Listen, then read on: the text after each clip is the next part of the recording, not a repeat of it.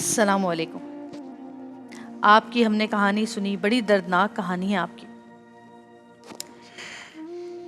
ये बहुत अच्छी मुलाजमत करते थे, पोर्ट ग्रैंड के करीब इनकी फैक्ट्री थी।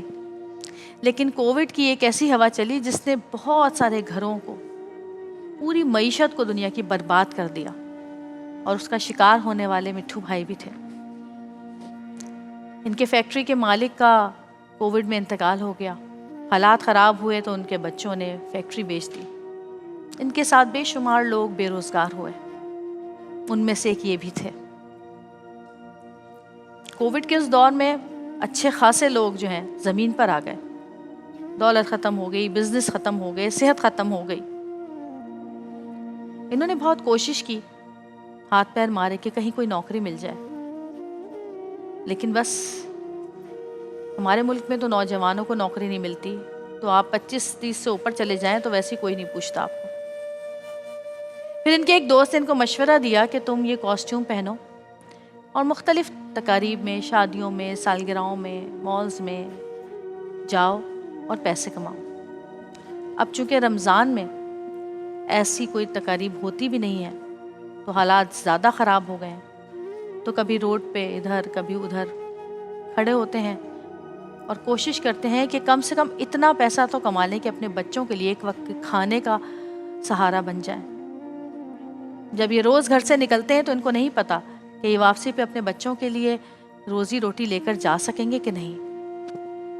बात करते हैं मिट्ठू भाई से और पूछते हैं कि किस तरह गुजारा कर रहे हैं। अस्सलाम वालेकुम। मिट्ठू भाई, हमें पता है कि आप अपना चेहरा ये छुपाते हैं इसके पीछे और आप नहीं आना चाहते लोगों के सामने, जी तो हम आपसे इसी तरह बात करेंगे। आप ये मुझे बताएं कि कितना कमा लेते हैं आप एक दिन में? हाँ जी, बस ये अपना हवाई रोज़ी है। कभी 1000, कभी 1500, कभी 800, कभी 1100। और अपना मैं जो है ना अपना शादी बर्थडे वगैरह में जाता था तो वहाँ पर 3000 2500 रुपये देते हैं, खाना भी दे देते हैं। लेकिन इस टाइम जो है ना वो अपना शादी का काम बंद है अपना रमज़ानों की वजह से और बर्थडे वगैरह का, तो बहुत परेशानी है अपना। 3 बच्चे हैं आपके? जी मेरे 3 बच्चे और हैं। घर में कौन कौन है? जी अम्मी हैं, अब्बू हैं और मेरी बीवी हैं और 3 बच्चे हैं।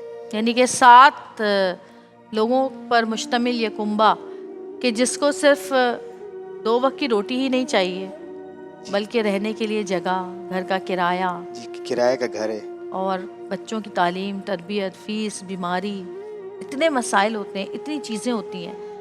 ये 800 में या 1000 में ये कैसे पूरी होगी?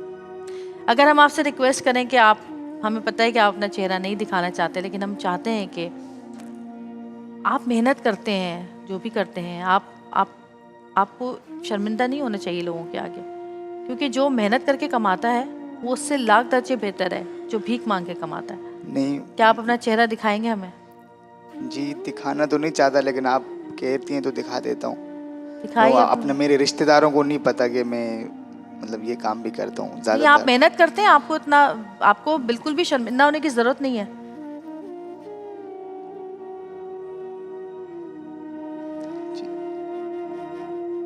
ये मैं अपना मजबूरी में पहनता हूँ, बहुत गर्मी लगती है बस अपना बच्चों की वजह से। क्या करूँ, किराए का मकान है और लोग जो है ना ऐसी ऐसी नज़रों से देखते हैं। कोई ये अंदर पहना होता है, किसी को क्या पता कि ये अंदर को अपना कोई समझते पोड्री है, कोई समझते चोर है। लेकिन बस क्या करें, मजबूरी है। हम अपने बच्चों को एंटरटेनमेंट करते हैं, बच्चों को हंसाते हैं, लेकिन ये बच्चों को नहीं पता कि हम अंदर कितना रोते हैं, अपने अंदर कितना हमने दुख भरा हुआ है। बहुत परेशानी होती है। बस हमारे, मैं अपना कंपनी में काम करता था पोर्ट कासिम में, तो पोर्ट कासिम में मैं काम करता था। बहुत अच्छा ज़िंदगी चल रही थी, बहुत अच्छी लाइफ थी। लेकिन अपना लॉकडाउन की वजह से और हम हमारे जो कंपनी के ओनर थे उनका इंतकाल हो गया, तो उसके बाद जो है ना काम बिल्कुल मुझे नहीं मिला। मैंने बहुत जगह सीवियाँ जमा कराई, बहुत जगह वो किया, तो बहुत परेशानी होती है और अच्छा नहीं लगता कि इस तरीके से मैं कब तक ज़िंदगी गुजारूंगा। मुझे बस बहुत दुख होता है और गवर्नमेंट भी जो है ना, हमें कभी कभार हम अगर खड़े होते हैं तो रोड से हमें अरे हटा रोड देते का हैं। तो पूरा एक रोड माफिया है। बिल्कुल। ये तो हम सब जानते हैं कि तो पूरा एक जाल है जो कि यहाँ पर फैला हुआ है। रोडों पे जो मांगने वालों का जाल है वो तो फैला हुआ है बिल्कुल। तो जी बच्चे से, हाँ बिल्कुल। मैं, क्या नाम है आपका? प्यारा सा बच्चा मोहम्मद है। यासीन। हैं? मोहम्मद यासीन। मोहम्मद यासीन। आप अपने अब्बू के साथ जाते हो? हाँ। आपको अच्छा लगता है जब बच्चे खुश होते हैं आपके अब्बू को देखकर? हाँ। हाँ। आप अपने अब्बू का साथ देते हो?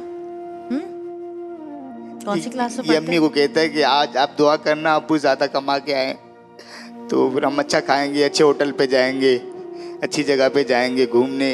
लेकिन क्या करें, अब किराया भरें और अपना बच्चों को स्कूल भी नहीं पढ़ा सकता मैं, इतनी अखराजात नहीं है इतने, हाँ। बहुत परेशानी होती है।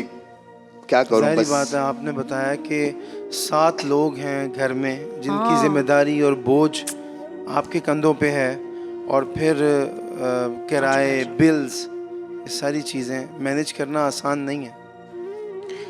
देखिए, लोग हमें देख रहे हैं। हमारी कोशिश यही होती है कि हम जितने भी लोग यहाँ पर आएँ, कोई यहाँ से खाली हाथ ना जाए।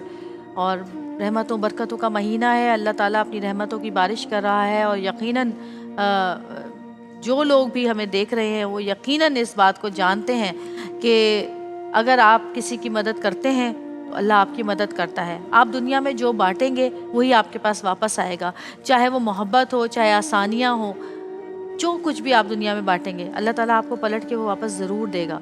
आपको बेशुमार लोग देख रहे हैं, आप क्या रिक्वेस्ट करना चाहते हैं इन लोगों से?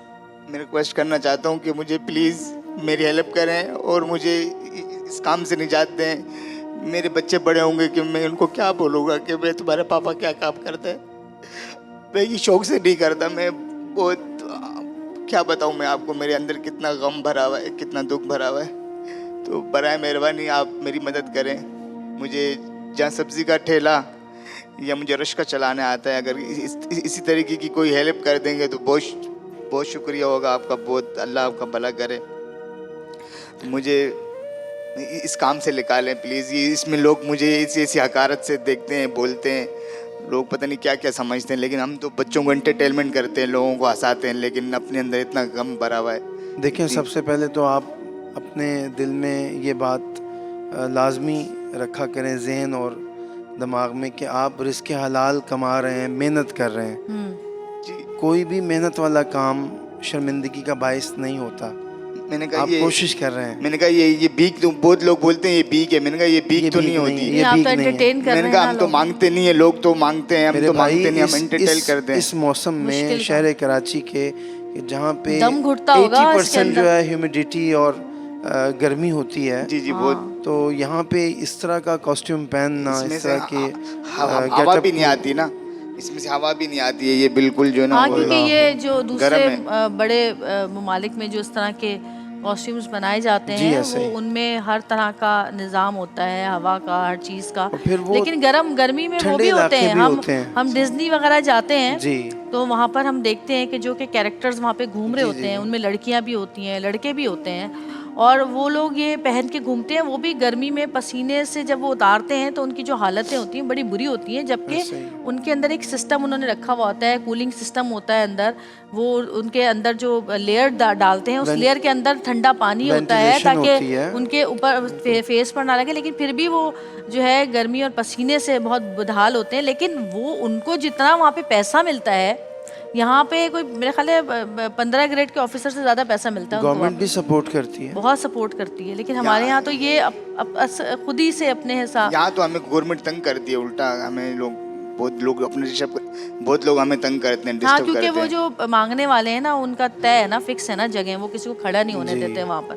भाई, हम आपके लिए दुआगो हैं और रिक्वेस्ट करते हैं लोगों से कि जितना भी हो सके आप करें। बच्चा यहाँ पर मौजूद है, छोटा सा बच्चा है।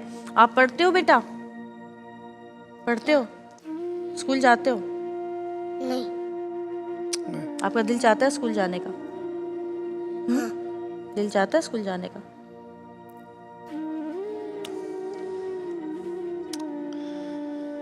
अल्लाह अकबर। नाज़रीन किराम, जो भी हमारे इस प्रोग्राम में इस दर्द भरी कहानी को सुन रहे हैं, देख रहे हैं, मैं एक्सप्रेस टेलीविज़न की वसातत सबसे रिक्वेस्ट करता हूँ कि प्लीज़ आगे बढ़िए, कदम बढ़ाइए और रिक्शे का कोई एहतमाम कर देखिए देना। बच्चा जो है कह रहा है कि मैं पढ़ना चाहता हूँ, मैं पढ़ता नहीं हूँ। हम लोग अपने बच्चों को इतने महंगे महंगे स्कूल में पढ़ाते हैं, ट्यूशन्स भेजते हैं, इतनी चीज़ें करते हैं। तो देखिए तो बुनियादी तालीम तो एक बुनियादी हक है इस बच्चे का जो कि ये नहीं कर पा रहा। तो खुदारा आगे बढ़ें, मदद करें।